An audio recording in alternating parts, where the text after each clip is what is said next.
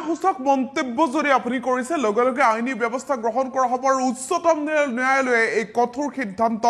গ্ৰহণ কৰিছে সাম্প্ৰদায়িক সংঘৰ্ষবোৰ এতিয়া গা কৰি উঠিছে দেশৰ বিভিন্ন প্ৰান্তত গতিকে এতিয়া হিন্দু মুছলমান বুলি কোনো কথা নাই হিন্দুৱে মুছলমানৰ বিৰুদ্ধে বা মুছলমানে হিন্দুৰ বিৰুদ্ধে যদি কিবা মন্তব্য কৰিছে মুঠৰ ওপৰত ঘৃণা বিয়পোৱা মন্তব্য কৰিলে লোৱা হ'ব কঠোৰ ব্যৱস্থা কোনোবাই ঘৃণামূলক মন্তব্য কৰা বা যিকোনো কামত লিপ্ত হলে আইন অনুসৰি ব্যৱস্থা গ্ৰহণ কৰা হ'ব বুলি সকিয়নি প্ৰদান কৰিছে উচ্চতম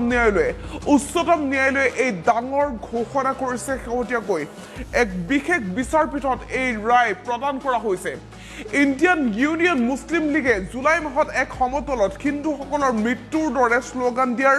অভিযোগ উত্থাপন কৰিছিল এগৰাকী অধিবক্তাই আৰু ইয়াৰ পাছতে বিচাৰ কৰা হৈছিল বিষয়টো ইফালে দিল্লী এনচিআৰ অঞ্চলৰ নুহ গুৰুগ্ৰামৰ শেহতীয়া যিটো সাম্প্ৰদায়িক চিন সকলোৱে দেখি আছে আৰু তাৰ পাছতে হিন্দু সংগঠনসমূহৰ বিৰুদ্ধে ব্যৱস্থা গ্ৰহণৰ আবেদন কৰিছিল মুছলমান সমাজে কাৰণ মুছলমান সমাজৰ হাৰাশাস্তি কৰাৰ অভিযোগ উত্থাপিত হৈছিল সামাজিক আৰু অৰ্থনৈতিক বৰ্জনৰ আহ্বান জনোৱা হৈছিল ৰাজ্যজুৰি ঘৃণামূলক ভাষণ নিয়ন্ত্ৰণ ৰখাৰ নিৰ্দেশ বিচাৰি এক গোটৰ আবেদন দেখিবলৈ পোৱা গৈছিল হাৰিয়ানাত এই গোটৰ আহ্বান আছিল ইয়াৰ ওপৰত ন্যায়াধীশ সঞ্জীৱ খান্না আৰু এছবিএন ভাট্টিৰ বিচাৰপীঠে এক সিদ্ধান্ত গ্ৰহণ কৰিছে আৰু এই সিদ্ধান্তত কোৱা হৈছে যে হেয়া হিন্দু মুছলমান বুলি কোনো কথা নাই হিন্দু হওক বা মুছলমান হওক যদিহে ঘৃণাসূচক মন্তব্য কৰিছে তেনেহলে সুপ্ৰিম কোৰ্টে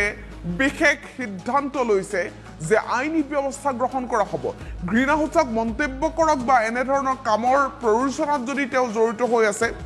যদি সেই গোটটোৰ সৈতে জড়িত আছে যিটো গোটে কাম কৰিছে গতিকে সেই কামত তেওঁক লগে লগে ব্যৱস্থা লোৱা হ'ব দিল্লী এনচিআৰ অঞ্চলৰ যিটো নুহৰ যিটো ঘটনা সাম্প্ৰদায়িক সংঘৰ্ষৰ এই ঘটনাটোৱে ইতিমধ্যে সমগ্ৰ দেশত তুলপাৰ লগাইছে ইয়াৰ পাছতে হিন্দু সংগঠনসমূহৰ বিৰুদ্ধে এক অভিযোগ আছে মুছলমান সমাজে বিশেষ পিটিশ্যন ফাইল কৰিছে ৰাজ্যজুৰি ঘৃণামূলক ভাষণ নিয়ন্ত্ৰণ ৰখাৰ নিৰ্দেশ দিছে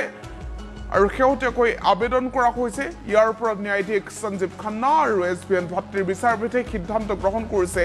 হিন্দু মুছলমান বুলি কোনো কথা নাই এতিয়াৰ পৰা ঘৃণাসূচক মন্তব্য কৰিলে